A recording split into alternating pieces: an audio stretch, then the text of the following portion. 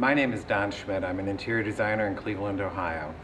And in keeping with a project that I started recently, I'm meeting different people in the city of Cleveland who are doing something that is way beyond anything one might imagine would be happening in Cleveland.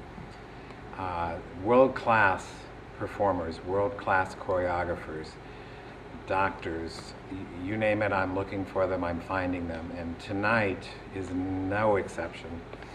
Tonight I have the pleasure of chatting with Diane McIntyre.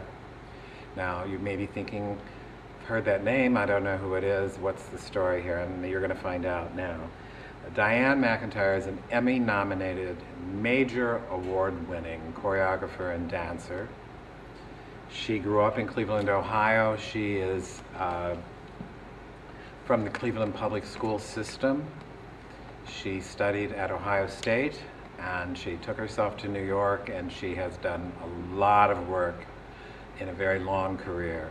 On Broadway, off Broadway, you name it, she's done it. Diane is charming and I think beautiful. I kind of have a crush on her, and I always have. Told her that last summer, and I'm excited to be here tonight. I want to start by just reading something to you about Diane, and then I'm going to let Diane talk to us about what's going on. Now, I'm hoping I can actually see what I'm reading, and I don't think I can. So I'm going to have Diane read it, because it's about her. Well, would you just read that paragraph? Okay. One of the most important black dance artists to emerge in the 1970s, Diane McIntyre has developed a distinctive body of work that features an idiosyncratic use of music, a dynamic movement style, and important choreographic explorations of the lives of African Americans. Thank you. That says something about the kind of choreography that Diane McIntyre is known for. Diane, you or I know, are a history buff, a literature buff. You're crazy about all kinds of things, and you incorporate it all into your work. That's right. And tonight, I know the performance here is called Why, is by Ntozake Shange. And would you, I know you've worked with her before in New York, and now you're working with her in Cleveland.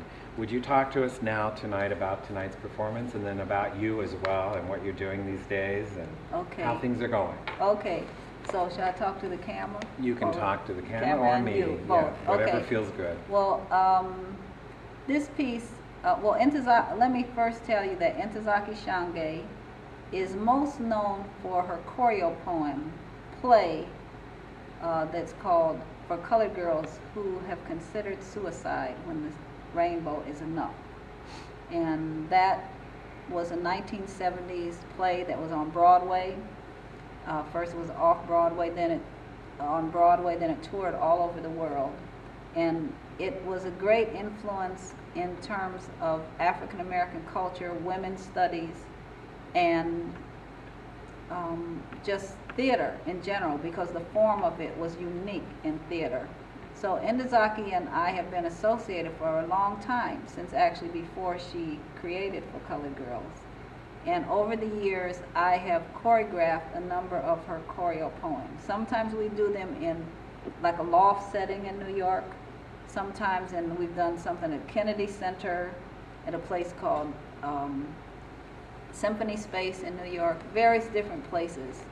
So 2 years ago, when I was working on a piece of hers in New York City, she said, here's a poem, you have to choreograph this. And the poem is called Why I Had to Dance. I said, okay, thank you, Zaki. We call her Zaki. Okay. And the poem actually covers a wide ranging history of blacks in dance. A lot in this country and some in other parts of the world, the Caribbean, in West Africa. So it's this litany of dance that has influenced her from the time she was a little girl all the way until her adulthood. So it's been a major desire of mine to bring this to the stage. And here in Cleveland, Playhouse Square has a program called the Launch Program, and it's run by Linda Jackson. And the Launch Program, I approached them to see if I could have something, if I could get some support to do the first version of this. And that's what we did last night and tonight. And I gathered some dancers together, and a wonderful, I'd say musicologist, actually he's a sound designer, and he found all the music that goes with all the dances that Ntozake mentions. So I love merging spoken word and dance, and usually live music with spoken word and dance. This time, because of the historical aspects of the music, we're using all recorded music, so we have their authentic original sounds. So these dancers have come together with me, and we rehearsed for 1 week, and they're doing a wonderful job. You know, I was watching part of the rehearsal, and the little bit that I saw is very exciting. Oh, and thank you. The thing that I think was really cool is the dancers adore you. Oh. They are crazy about you. It's so obvious, you know, they're so excited to work with you. Oh.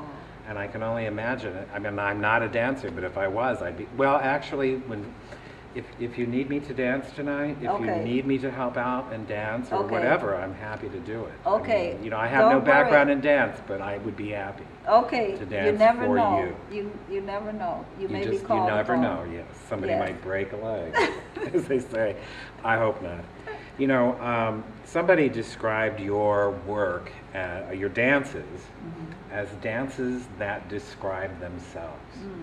And I think that that's really amazing because,